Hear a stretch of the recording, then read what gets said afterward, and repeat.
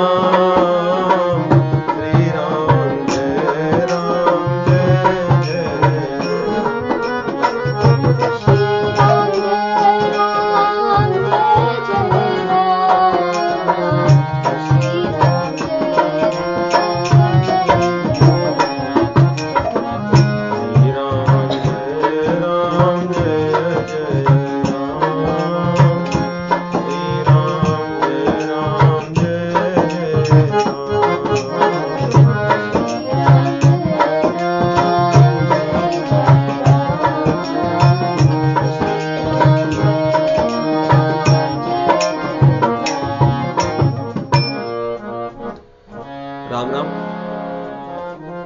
श्री रामचरितमानस में बालकांड से हम दोहे 9 के पश्चात श्रवण कर रहे हैं। पिछले सप्ताह हमने देखा गोस्वामी तुलसीदास जी महाराज अपनी कविता के बारे में बता रहे हैं कि मेरी कविता में साहित्य के रस हो सकता है कि न दिखे। वैसे वो कहना चाह रहे हैं कि कवित रसिक न राम पद नेहू तिनकह सुखद हास रस येहू। जो लोग राम रस के ज्ञाता नहीं है उनको यहाँ पे अधिक कुछ रस नहीं मिलेगा, परंतु जो राम रस के ज्ञाता हैं उन्हें यहाँ पे प्रेम रस मिलेगा, जो अन्य सभी 9 रसों को समावेशित करके रखता है। 9 रस प्रेम रस में, राम रस में विद्यमान है। उसी क्रम में बता रहे कि मेरी कविता में है क्या। जैसे कोई व्यक्ति अपना कोई उत्पाद बेचे, प्रोडक्ट, तो उसमें रहे कि आपके प्रोडक्ट में क्या है, तो उसका वर्णन करता है कि मेरे प्रोडक्ट में ये चीजें हैं, इसकी पैकेजिंग कैसी है, इसके भीतर क्या चीजें हैं और ये किस लिए उपयोग किया जाता है। तो आज के प्रसंग में जो 3 दोहे पढ़े, 10, 11, 12, उसमें अधिकतर यही है कि मेरे इस प्रोडक्ट में क्या है, इसकी पैकेजिंग, इसका आवरण कैसा है और इसमें या इसके उपयोग करने से होगा क्या।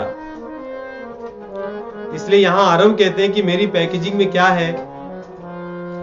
एहि मह रघुपति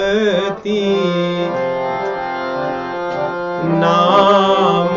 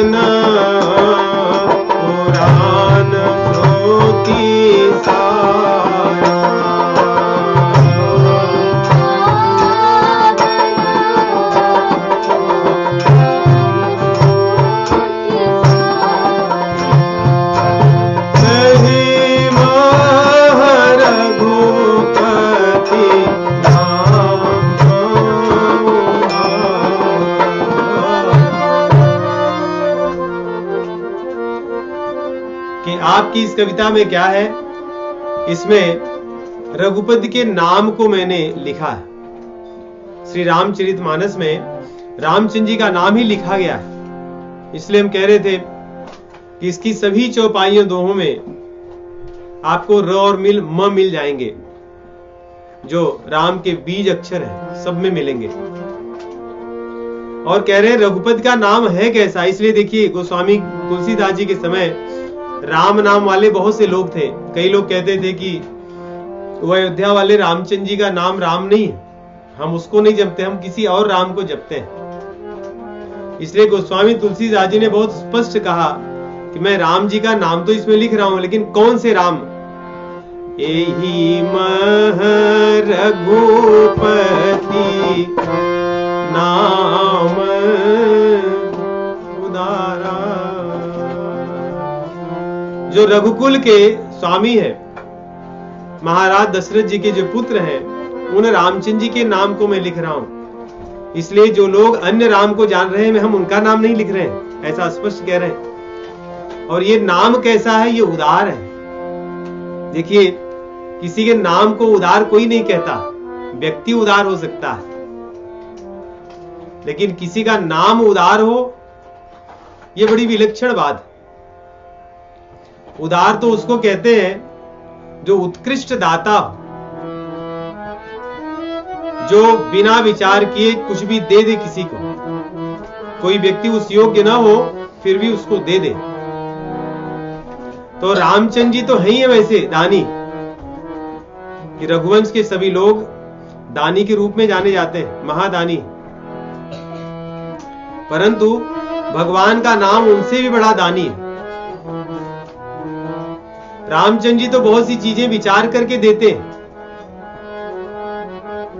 कोई कुछ मांगे तो देंगे तो सही, परंतु विचार करेंगे।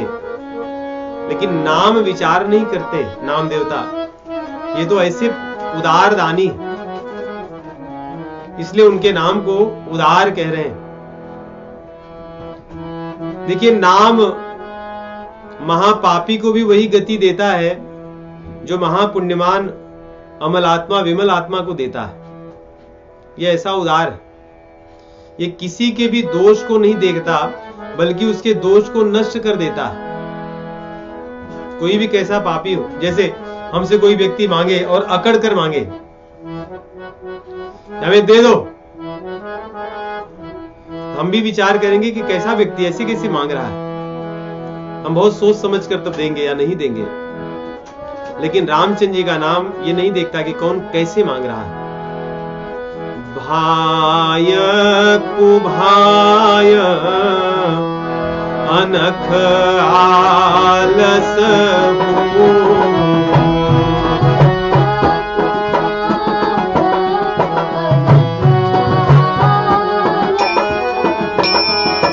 नाम जपत मंगल देशी दस।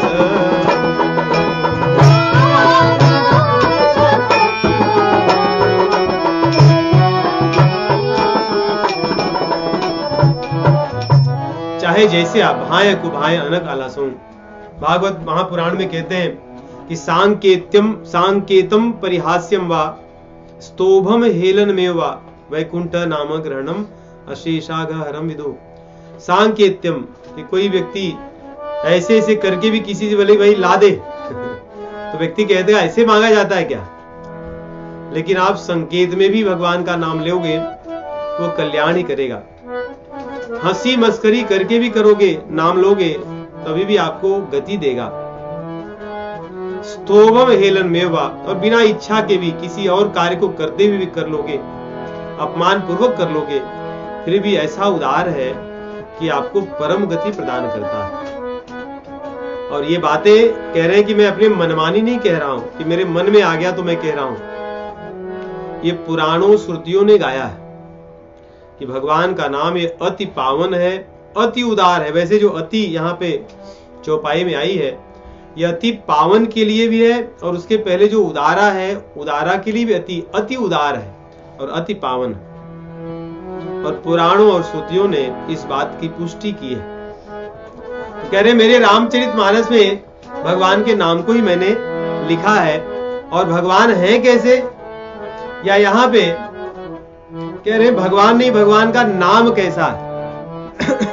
वैसे एक चौपाई हम सब जानते हैं कि मंगल भवन य मंगल हारी द्रवं सो दशरथ यजिर बिहारी। वहां पे भगवान रामचंद्र जी के लिए कहते हैं कि मंगल भवन अमंगल हारी द्रवं सो दशरथ यजिर बिहारी, कि मंगल के भवन और अमंगल को हरने वाले भगवान श्री रामचंद्र जी जो महाराज दशरथ जी के आंगन में विचरण कर रहे हैं, मुझ पर कृपा करें। और यहाँ पर भगवान के नाम को कहते हैं कि मंगल भवन य मंगल हारी।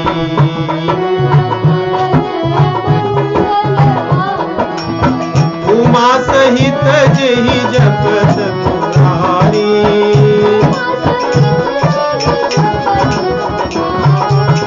उमा सहित जहि जपत पुरारी। जिस नाम को उमा सहित पुरारी भगवान शिव जी जपते हैं, मंगल भवन और अमंगल हारी। तो जो गुण भगवान का है वही गुण भगवान के नाम का है, परंतु भगवान के नाम में उन्होंने अति लगाया, ये अति पावन है और अति उदार है। इस प्रकार कह रहे हैं कि मेरी इस कविता में वही लिखा हुआ है। कहते हैं आपकी कविता में लिखा तो ऐसी चीज है, बहुत अच्छी चीज है, लेकिन इसकी पैकेजिंग अच्छी नहीं है। अर्थात इसको संस्कृत भाषा में नहीं लिखा गया, इसको तो संस्कृतेतर भाषा में, संस्कृत के इतर भाषा में लिखा गया, अवधि में। तो कह रहे उससे क्या होता है, कह जो विद्वान लोग होते हैं, बुद्धिमान लोग होते हैं, वो जहां भी अच्छी चीज मिलती है उसको ले लेते हैं। जो लोग बुद्धिमान नहीं होते, वो अच्छी चीज न होने पर जो अच्छी चीज दिखती है उसको लेते हैं, कहे इसमें वस्तु बड़ी अच्छी है। उदाहरण देते हैं कि कोई कितना भी अच्छा कवि हो, भनित विचित्र सुकवि कृत जेऊ, राम नाम बिनु सोहन सोऊ, विद बदनी सब भांति सवारी, सोहन बसन बिना बर नारी। कि कोई कितनी भी सुंदर स्त्री हो, यदि वो आभूषण खूब धारण किए हो परंतु वस्त्र न हो तो उसके सौंदर्य का कोई अर्थ नहीं है। ठीक वैसे ही कोई कितना भी बड़ा श्रेष्ठ कवि हो, बहुत अच्छी कविता लिखता हो, लेकिन भगवान का गुणगान उसमें न गाया गया हो, तो ऐसी कविता से किसको लाभ होगा। लेकिन दुर्भाग्य कलयुग में और आजकल कवियों की ऐसी भरमार है, भरे हैं पड़े झुंड के झुंड, जहां कविताएं तो बड़ी लिखी गई लेकिन भगवान के नाम का कहीं पता नहीं, भगवान के यश का उसमें कोई गुणगान नहीं। तो समय की कि समय हो तो बलवान है। तो ये कली का प्रताप है कि उन्हें भी कवि कहा जाता है। वैसे कवि का अर्थ होता है क अर्थात भगवान, भी अर्थात जो उसको जानने वाले हैं, विशेष रूप से उन्हें कवि कहते हैं। जो भगवान को जानते हैं वो कवि कहे जाते हैं। आजकल कई बार ऐसे होता है जो भगवान से विरोध करते हैं उन्हें कवि कहा जाता है, कि भगवान का विरोध करके आप कुछ लिखिए उनके बारे में, तो बड़े बड़े कवि होते हैं, उनको सुनने के लिए लाखों में लोग आते हैं। तो ये कलयुग ऐसा ही है, सब इसमें उल्टी चीजें चलती हैं।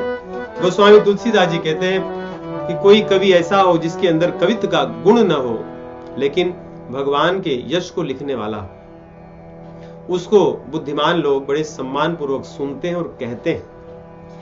सब गुण रहित कुकवि कृत बानी, राम नाम जस अंकित जानी, सादर कहीं सुनहि बुधताही, मधुकर सरिस। कितना सुंदर उपमा दे रहे हैं, मधुकर सरिस संत गुण ग्राही, मधुकर सरिस। देखिए, यदि हम रामचरितमानस को न पढ़ें तो हम भारतीयों का, जो भारत भूमि में जन्म लिए, भारत की सभ्यता में, ऐसा लगता है कि हमारा जीवन अधूरा, हमने जीवन की जीने की कला ही नहीं सीखी। कितनी सुंदर उपमा है। कहते हैं जैसे भंवरा होता है, पुष्प कितना भी अच्छा हो, बाहर से पंखुड़ियां कितनी भी रंगीन हो और बड़ी सुंदर दिखती हो, परंतु पंखुड़ियों से उसका कोई लेना देना नहीं होता। वो पंखुड़ियों के मध्य में जो परागकण होता है, परागरस होता है, जो बड़ा दिखने में सुंदर नहीं होता, अगर आप देखोगे ध्यान से, वो उसी पर जाता है और वहीं से रस को लेता है। और रस ऐसा लेता है कि बाहर की पंखुड़ियों को या भीतर के किसी भी भाग को खराब नहीं करता, उनको ज्यों का त्यों रखता, उसमें से काम की चीजें निकाल लेता। ठीक वैसे ही कह रहे हैं कि मेरी कविता भले भाषा में है, अवधि में, परंतु इसमें भगवान का गुण लिखा गया है। इसलिए जो संत लोग होंगे, जो मधुकर के समान, भंवरे के समान होते हैं, वे इस कविता में आएंगे। इसके बाहर की चीजों को, जो भाषा में लिखा गया, अवधि की भाषा को नहीं देखेंगे, इसके भीतर परागरस, परागकण को देखेंगे और उसे ही लेंगे।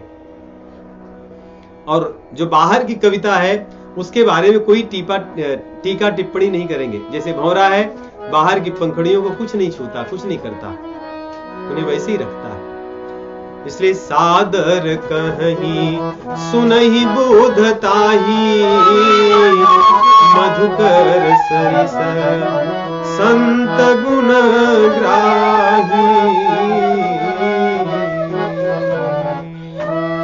अपनी कविता और भाषा के बारे में, अपने बारे में कहते हैं मुझ में भी कोई गुण नहीं है। कविता की महत्ता किस लिए है? भगवान के नाम से, उनके गुण के कारण, नहीं तो कविता का कोई महत्व नहीं। अब कह रहे हैं जो कवि है, कवि का महत्व कैसे बढ़ता है? जब वो भगवान के बारे में लिखता है तब, या जब भगवान की कृपा होती है तब। कह रहे हैं मेरे अंदर भी कोई गुण नहीं है।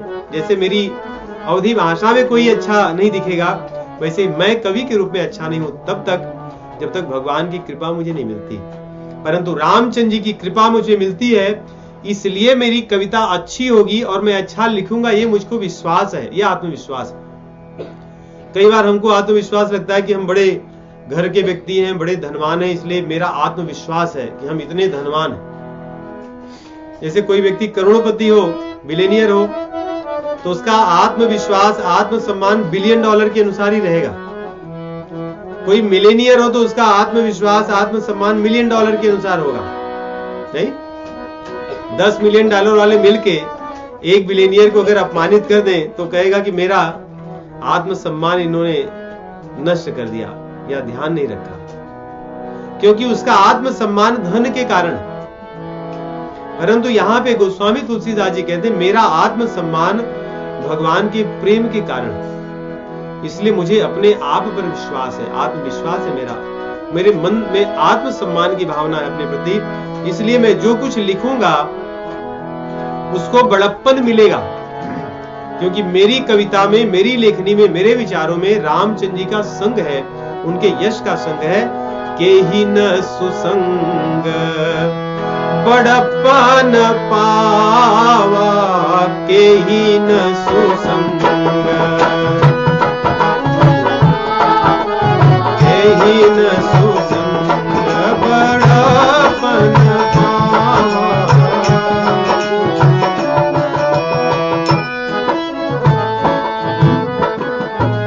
धुआं होता है, उसका अपना कोई महत्व नहीं, लेकिन वही जब जलती हो आग, उसमें आप थोड़ा सा अगर डाल दीजिए। अगर, जो अगरबत्ती जिसे बनती है उसको अगर कहते हैं। अगर आप अगर डाल दोगे तो जिस धुएं को लोग दूर करते थे, फिर उस धुएं को सूंघते हैं, अपने पास बुलाते हैं कि बहुत अच्छी सुगंध है। धुएं का कोई महत्व नहीं है, उसके साथ जो अगर है उसके मिलने के कारण उसका महत्व है।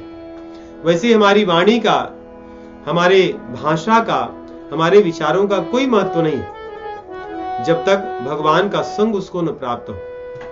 गोस्वामी तुलसीदास जी कह रहे हैं, मेरी जो कविता है वो उसमें भले ही भाषा में हो, परंतु उसमें बड़ी ठोस, कहते ना कि ठोस वस्तु है, बड़े काम की चीज है।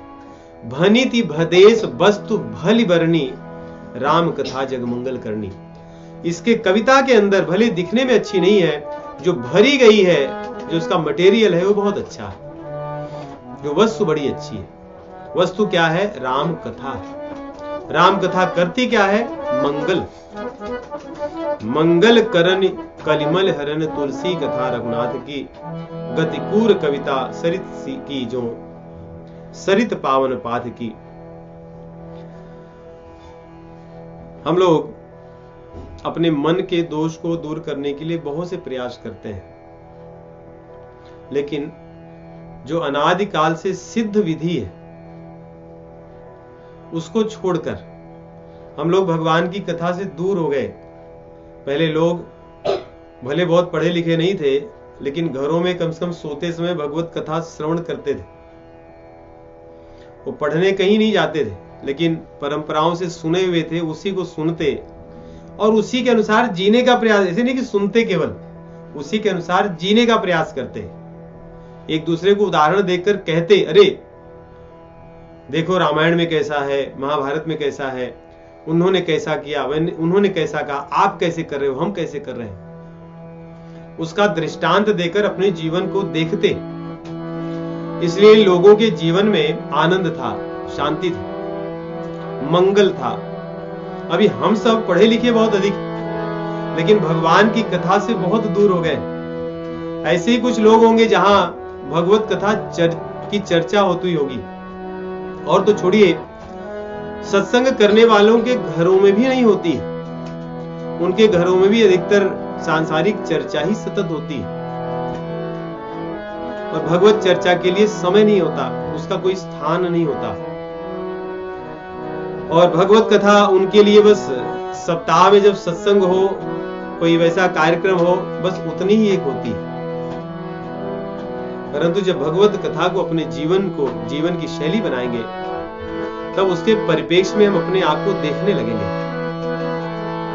संसार में आप जिससे भी व्यवहार करोगे, संसार के व्यवहार में सामान्यतः कपट छिपा है, कुछ न कुछ लेन देन छिपा है, इसलिए वो कभी प्रेम को प्रकट नहीं कर सकता।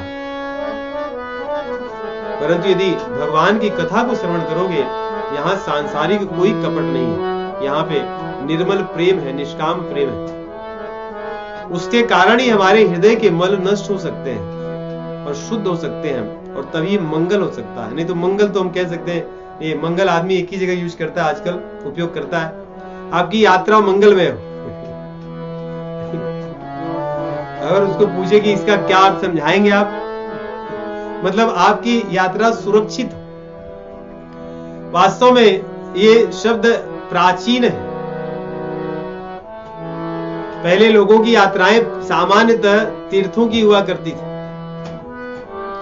तो लोग जब जाते थे उनकी यात्रा को मंगलमय होने की कामना दी जाती थी। मंगलमय अर्थात क्या? मंगल हो, आपका कल्याण हो, भगवानमय हो, आपका विचार बदले, आत्मशुद्धि हो, चित्त वृत्ति की शुद्धि हो। मंगल का अर्थ तो ये। परंतु हम आजकल तो कोई कैसीनो घूमने जा रहा है उसको भी आपकी यात्रा मंगल में हो, तो वहां तो अमंगल ही होगा। यात्रा चाहे जैसी रही हो, परंतु होगा तो अमंगल। भगवान की कथा मंगल करनी है, यही एक मंगल कर सकती है हमारी, अन्यथा मंगल कहां से हो सकता है। मंगल भवन के जाते मंगल कहाँ है संभव, मंगल भवन के जाते।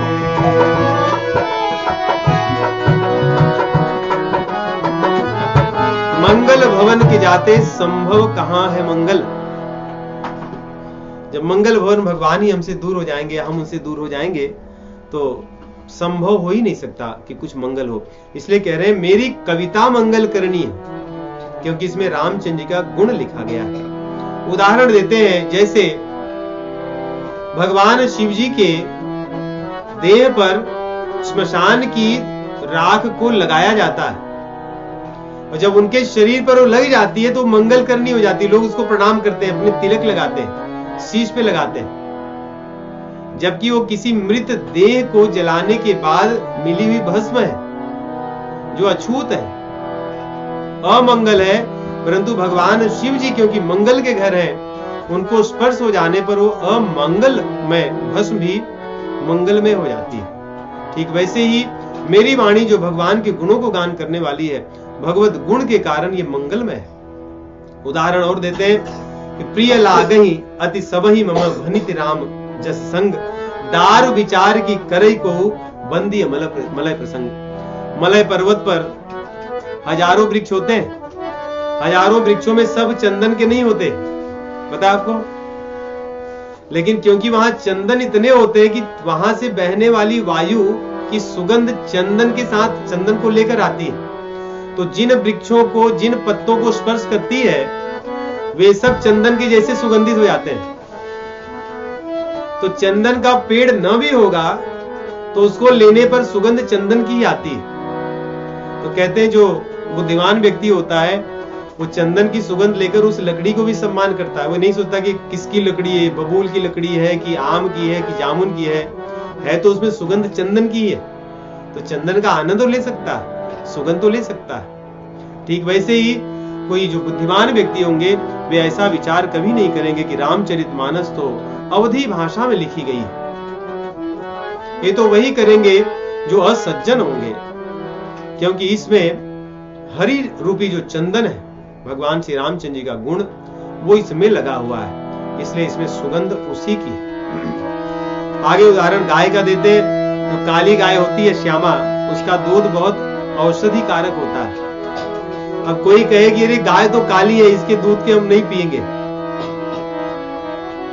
तो मूर्खता है। ठीक वैसे ही कोई कहे अरे ये तो भाषा अवधि में लिखी हुई है, इसको हम नहीं पढ़ेंगे, ऐसे भी कुछ लोग हैं, अधिकतर तो नहीं है। अभी भी श्रद्धा इतनी हमारे भारत में बची हुई है कि सामान्यतः रामचरित पढ़ने वाले जो प्रेमी लोग होते हैं, उनके दिमाग में भाषा की बात आती नहीं कि किस में लिखा हुआ है, उनके भीतर वो प्रेम का ही भाव होता है कि रामचंद्र जी का गुण है। कह रहे उसी प्रकार गिरा ग्राम में सिय राम जैसा गाम ही सुने सुजान। जो सुजान लोग हैं मेरी कविता को गाएंगे, मेरी कविता को सुनेंगे, भले ही ये गिरा ग्राम में है, इसकी वाणी, इसकी भाषा ग्रामीण भाषा है। ऐसा कह करके आगे अब बता रहे हैं कि मेरी कविता का सम्मान कहां होगा, कैसे होगा। और इसमें दो चीजें लिखी है, एक तो कविता और दूसरा कविता रचने वाले कवि। अरे मणि मानिक मुकुता छवि जैसी, कही गिरी गज सिर सोहन तैसी, नृप किरीट धर्मी तनु पाई, लहै सकल शोभाय दिगाई,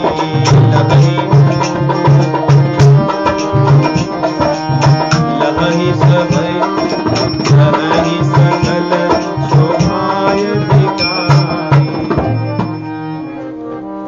मणि माणिक मुक्ता, मणि होती है, अब तो पता नहीं ऐसे सर्प होंगे या चले गए, उनके फन पर मणि होती थी।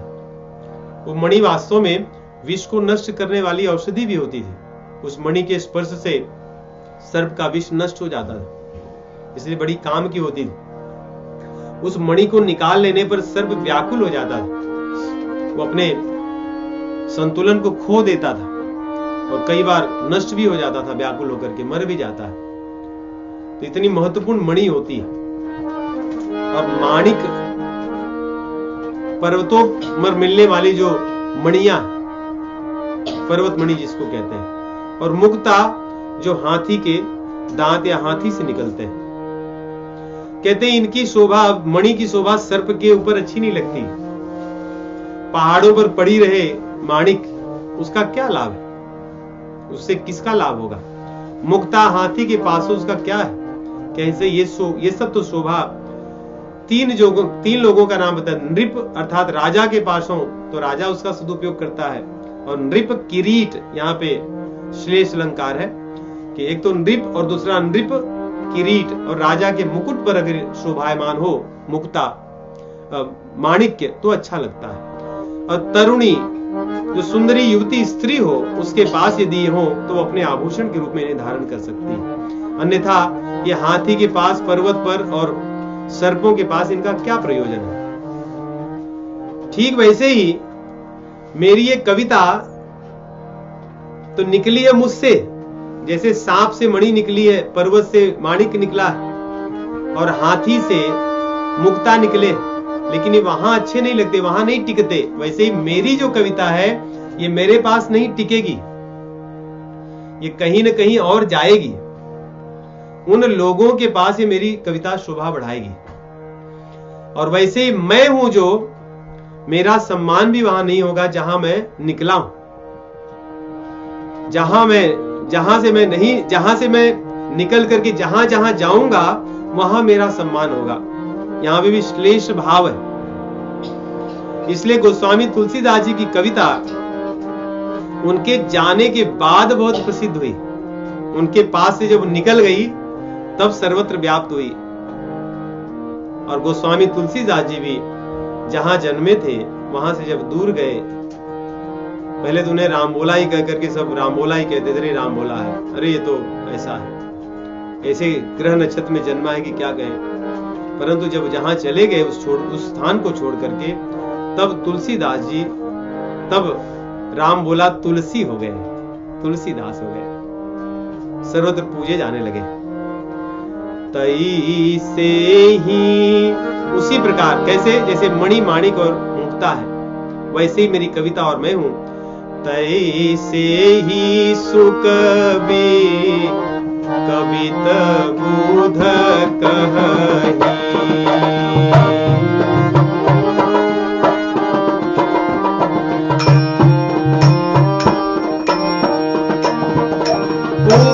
उपजाहि अनत अनत छबिल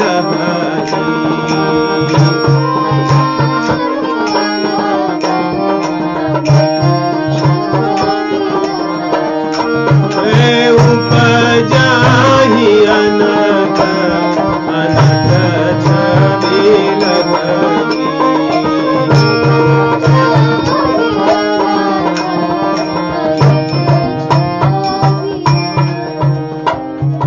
यहाँ पे श्लेष अलंकार युक्त अर्थ कैसे है? तैसे ही सुकवि और भनिति कवित, वैसे ही अच्छे श्रेष्ठ कवि और कवित, ये दो हो गए। और वैसे ही सुकवि अर्थात श्रेष्ठ कवि और सुकवि कवित, श्रेष्ठ कवि द्वारा रचित कविता, ये दो हो गए। श्रेष्ठ कवि एक और दूसरा श्रेष्ठ कवि द्वारा रचित उनकी कविता, ये दोनों उपज ही अनत अनत छवि ही, इनका जन्म कहीं और होता है और इनका सम्मान, इनकी छवि कहीं और व्याप्त होती है, प्रकट होती है। ऐसा कह करके आगे कह रहे हैं, मैं शारदा जी को स्मरण करूंगा, सरस्वती जी को। वैसे तो जब स्मरण करने पर वो दौड़ कर आती हैं कि कवि किस लिए स्मरण कर रहे हैं, कुछ लिखने जा रहे हैं, तो मैं चल करके कवि की बुद्धि को सहायता करूंगा। वो इतनी तेजी से भागती हैं ब्रह्मा जी के भवन को छोड़ करके वो हाँफने लगती, थक जाती है और पहुंचती है। अगर वो व्यक्ति जो लिखने जा रहा था कोई सांसारिक कला को, गुण को, रचना को लिखने लगता है, तब सरस्वती जी बड़ी दुखी हो जाती है। एक तो मैं दौड़ कर आई इसकी सहायता करने के लिए और ये लिख क्या रहा है, परंतु यदि वो व्यक्ति भगवत गुण को लिखने लगता है तब सरस्वती जी की जो थकावट थी वो दूर हो जाती है। रामचरित सर बिनु अनहवाए,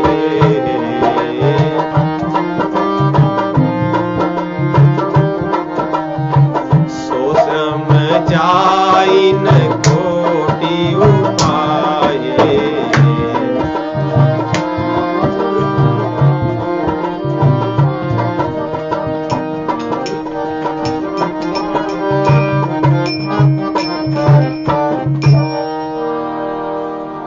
इसलिए मैं सरस्वती जी दौड़कर आएंगी, रामचंद्र जी के गुण को मैं लिखने जा रहा हूं इसकी सेवा में, इसलिए मैं रामचंद्र के गुण को लिखूंगा। अब यहाँ पे कह रहे हैं रामचंद्र जी का जो चरित्र है उसको मैं एक माला के रूप में बनाऊंगा और उस माला को बनाकर मैं सज्जनों को पहनाऊंगा। कितनी इनकी अभिलाषा कैसी कैसी, देखिए सबके बारे में कितना सोच रहे हैं। भाग छोट अभिलाष बड़ा, यही अभिलाषा उनकी बड़ी है। कह रहे सरस्वती जी आई हैं तो बढ़िया सुंदर मैं माला बनाऊंगा और उस माला को सज्जनों को पहनाऊंगा। माला कैसे बनती है?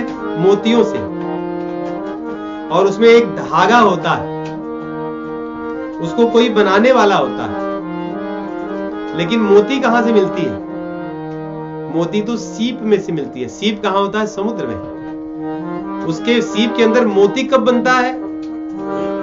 जब स्वाति नक्षत्र का जल बरसता है तब सीप के अंदर मोती का जन्म होता है, जिस मोती को लोग माला के रूप में पहनते हैं। कह रहे वैसे ही जो मेरा हृदय है ये समुद्र है और इसमें मेरी जो बुद्धि है, मति है, वो सीप के समान है। और शारदा जी जो आ गई है वही स्वाति नक्षत्र है। और मेरे मन में जो अभिलाषाएं हैं भगवान के गुण को लेकर के, जो बड़े बड़े सुंदर सुंदर विचार आ रहे हैं, यही सुंदर वर्षा जल है। समझ रहे?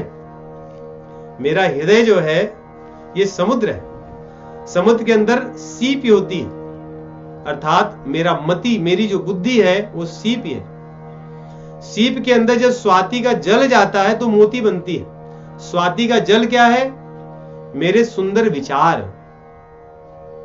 और स्वाति कौन है? शारदा जी। तो शारदा जी आई हैं, उनकी सहायता से मेरे हृदय में जो अभिलाषा है उसके कारण जो मेरी बुद्धि है वो अच्छे अच्छे विचारों को प्रकट करेगी।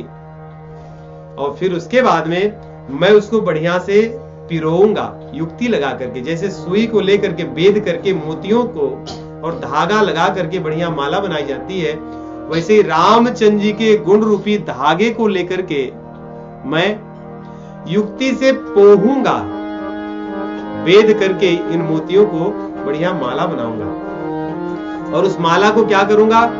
पहनाऊंगा सज्जनों को। पहिरहि सज्जन विमल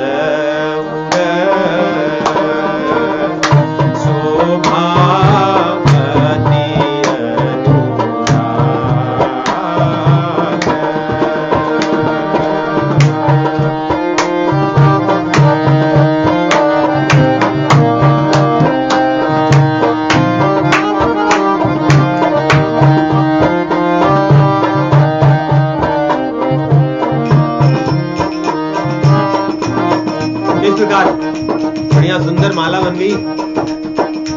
अब उसको जो शुद्ध हृदय वैष्णव लोग हैं उसको धारण करेंगे। अब गोस्वामी तुलसीदास जी अपना परिचय दे रहे हैं कि मेरे बारे में आप लोग बहुत अच्छा मत सोचिए कि मैं इतनी बातें कह रहा हूं कि मैं रामचरितमानस लिख रहा हूं। सरस्वती जी आ गई हैं, मेरी बुद्धि शीत के समान है, मेरे विचार जो सुंदर है, बड़े मीठे स्वाति नक्षत्र के जल के समान है, और मैं माला बना करके सज्जनों को पहनाऊंगा। तो मैं कोई बहुत बड़ा व्यक्ति नहीं हूं, तो फिर आप हैं कौन?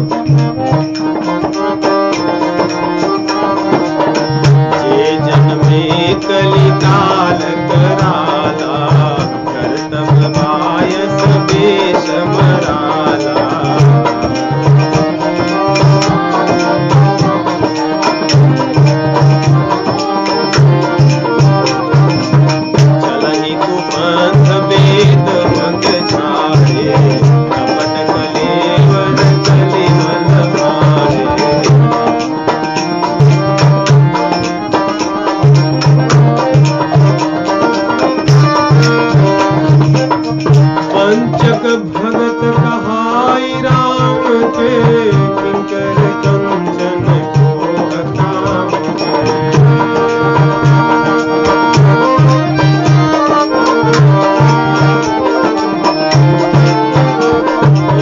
दिन मह प्रथम रेख जग मोरी दीन धर्म ध्वज संतक जोरी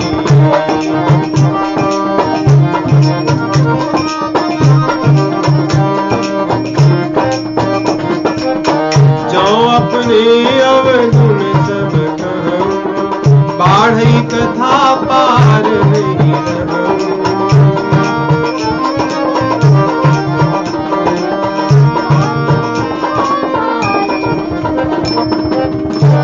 ये अपना परिचय दे रहे हैं। इसमें बहुत सुंदर बातें हैं। कह रहे हैं परिचय मेरा ये है कि जे जन्मे कलिकाल कराला।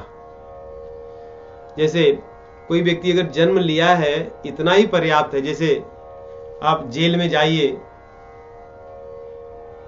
मान लो कि कभी कभी जेल में लोगों को उनके सुधार संबंधित बड़े कार्यक्रम होते हैं, उसमें मान लो आपको बुलाया जाए कि आप आकर के कुछ कथा प्रवचन या अच्छी बातें बताइए। आप गए जेल में, आप देख रहे हैं वहां पे 1 लाख लोग पूरे अपने अपने जहां पे उनकी नियुक्त स्थान है वहां पे बांधे गए हैं, पड़े हैं। अब उसमें कोई दिमाग लगाने की आवश्यकता नहीं कि अच्छा इन्होंने कोई गलती कभी किया होगा या नहीं किया होगा, ये बड़े निर्मल शुद्ध हृदय के व्यक्ति हैं या इन्होंने कभी पाप किया होगा। इसमें कुछ सोचने की आवश्यकता नहीं, उन्होंने कुछ तो किया ही है, नहीं तो यहां नहीं आते। ठीक वैसे ही यदि किसी व्यक्ति ने जन्म लिया है अर्थात कुछ तो किया है, तभी संसार रूपी जेल में आया है। भले वो देखने में बहुत अच्छा हो, बोलने में बहुत अच्छा हो, उसके पास सांसारिक संसाधन बहुत अधिक हो, लेकिन कुछ तो किया है। इसलिए कह रहे हैं जे जन्मे, जिसने जन्म लिया है तो उसकी कौन सी बड़ी पुण्य की बात, वो भी कलिकाल कराला, कलयुग में जन्मा, उसके लिए और क्या कहना। जैसे कोई अपने भारत में नहीं तो तिहाड़ जेल है, एक तो होती है वही छोटी मोटी जेल, तो चलो इसमें इस तरह के ही लोग होंगे जो थोड़े चोरी वगैरह किए होंगे, किसी को मार पीट दिए होंगे, थोड़ा बहुत हाथापाई कर लिए होंगे। अब तिहाड़ में कोई हो और वो कहे कि नहीं ये तो बड़े ही निष्कपट व्यक्ति है, निश्चल है, इन्होंने कभी कुछ नहीं किया है, तो कोई विश्वास तो नहीं करेगा। ठीक वैसे ही कोई घोर कलयुग में जन्मा हो और वो बड़ा शुद्ध आत्मा, ये बड़े महान व्यक्ति हैं, इन्होंने कुछ नहीं किया, तो ये तो अपने आप में ही द्वंद्वाभास है। इसलिए कह रहे कर्तव्य बायस बेश मराला। कलयुग में सभी लोगों का के कर्म कौवे के जैसे हैं, लेकिन आदमी रहता है हंस की तरह। नहीं, यही समस्या है कलयुग की। कलयुग में दंभ और कलह, आदमी वैसा दिखने का प्रयास करता जैसा वो है नहीं, और जैसा वो दिखता है वैसा भीतर से होता नहीं। यही समस्या है। इसी को कहते हैं कर्तव्य बायस बेश मराला। अंदर के बाहर के जो कर्म है वो तो कौवे की तरह है, लेकिन व्यक्ति का दिखना या दम ऐसा है कि वो हंस है, एकदम बढ़िया। कह रहे मैं भी ऐसा ही, वेदों के बताए हुए मार्ग को छोड़कर अन्य मार्गों पर मैं चलता हूं, कपट पूर्वक सबसे संसार में व्यवहार करता हूं। भगवान का मुझे लोग भक्त कहते हैं, मेरे पैर पड़ते मैं वो भी सहता हूं अर्थात मैं उसको स्वीकार करता हूं। लोग कहते हैं कि आप भक्त हैं, तो मैं कहता हूं हाँ मैं भक्त हूं। तो इस प्रकार भक्त बनकर दूसरों को मैं धोखा भी देता हूं, और भीतर मेरे हृदय में कामना है कंचन कोह काम की। मेरे भीतर कामनी और कंचन की कामना और क्रोध भरा हुआ है। कहते हैं ऐसे लोगों में मैं श्रेष्ठ हूं, फिर भी अपने आप को मैं भगवान का भक्त कहला करके आप लोगों के सामने कविता लिखने का आडंबर कर रहा हूं। लेकिन जैसा भी हूं, मैं अब अपने गुण को ज्यादा नहीं कहूंगा, क्योंकि आप सब लोग बुद्धिमान हैं, इतने से ही समझ सकते हैं कि मैं कैसा हूं। ये गोस्वामी तुलसीदास जी की दीनता है। ये हमें कह रहे हैं कि आप भी अपने आप को हंस मत समझें, हंस न समझिए। आप अपने आप के भीतर छिपे हुए जो कौवा है उसको ही देखिए, तभी आप शुद्धि कर पाएंगे। यदि हमें पता ही ना हो कि हमारा घर गंदा है तो हम साफ क्या करेंगे? हमें लगे कि नहीं साफ है। कचरे को ही हम स्वच्छता मानते रहे तो सफाई तो कभी नहीं हो सकती, बल्कि और जितना ही कचरा भरेगा हम सोचेंगे और हम स्वच्छ हो रहे हैं, और होता ऐसे ही है। कई बार हम कथा प्रवचन या अन्य साधना के मार्ग पे जाकर पहले से भी खराब हो जाते हैं। पहले से भी अधिक झूठ बोलना, पहले से अधिक धोखा देना, पहले से अधिक छल करने लगते हैं, क्योंकि हमें सम्मान पाने की, यश पाने की लालसा भीतर बढ़ जाती है। तो ये चौपाइयां हमारे लिए, हम साधकों के लिए विशेष रूप से कि हम अपने आप को इस रूप में देख करके गोस्वामी तुलसीदास जी महाराज के बताए हुए जो दैन्यता के मार्ग हैं उस पर चलने का प्रयास करें। आगे अपनी कविता ये कहने के बाद कहते हैं कि मैंने अपनी बात तो कह दी। इतना कहने के बाद भी यदि कोई व्यक्ति मुझ पर शंका करे कि ये तो झूठ बोल रहे हैं, तो कहते हैं कि वो मुझसे भी आगे है। फिर मैं तो है ही हूं आगे, तीनवा प्रथम रेख जग मुरी, लेकिन वो मुझसे भी आगे है। तो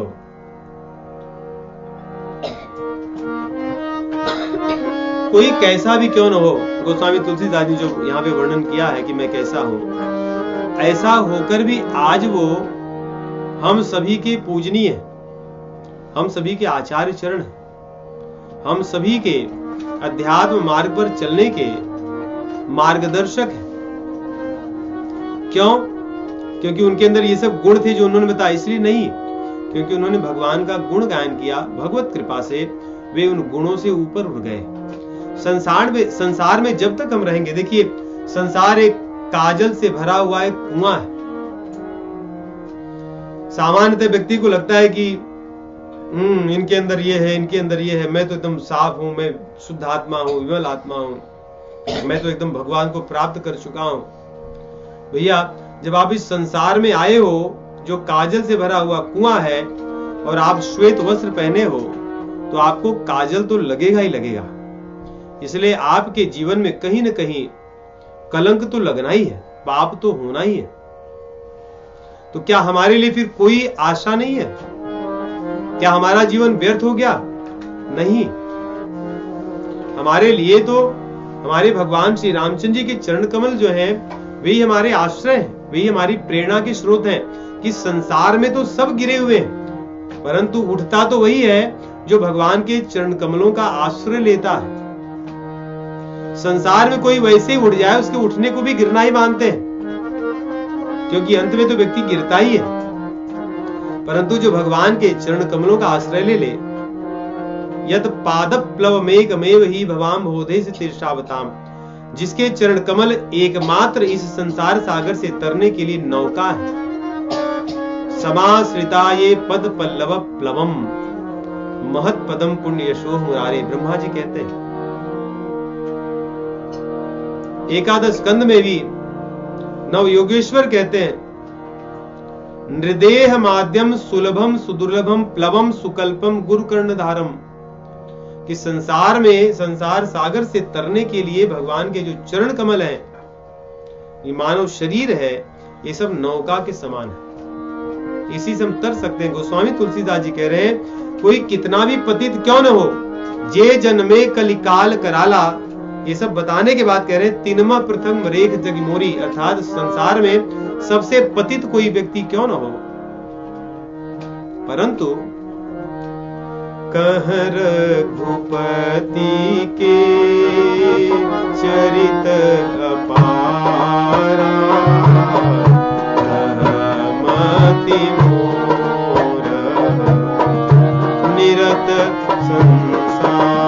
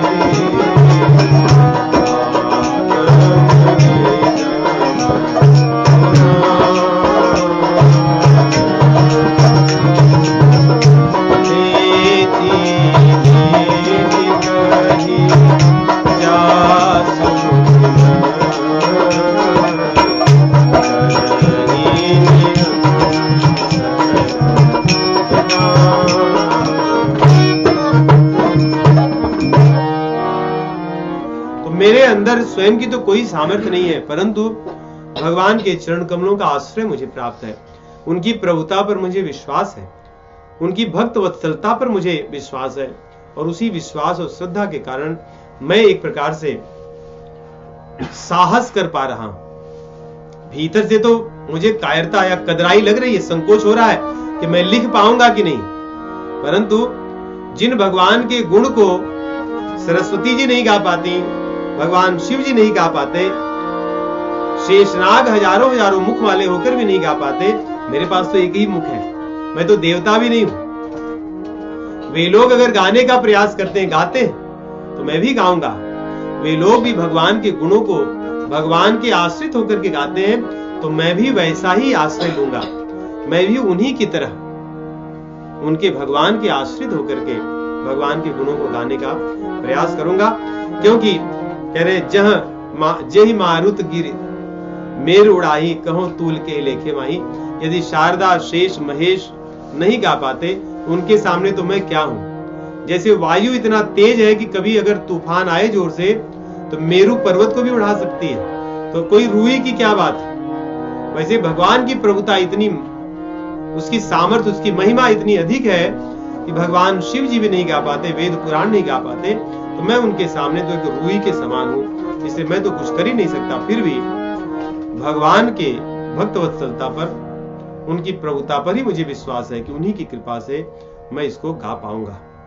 तो इस प्रकार गोस्वामी तुलसीदास जी भूमिका बना रहे हैं। देखिए, रामचरितमानस में आरंभ से भगवान के गुण के अतिरिक्त और कुछ नहीं दिख रहा है। आप जिस भी दोहे में पढ़ेंगे, भगवान के गुण का ही महात्म्य है। न तो अपनी महत्ता कुछ बता रहे हैं, न तो भगवान के अतिरिक्त किसी और की महत्ता को स्थापित कर रहे हैं। महत्ता तो केवल एक की ही है, तो भगवान की, भगवान श्री रामचंद्र जी की। तो आगे के दोहों को अगले सप्ताह श्रवण करेंगे। श्री राम जय जय राम, श्री राम जय जय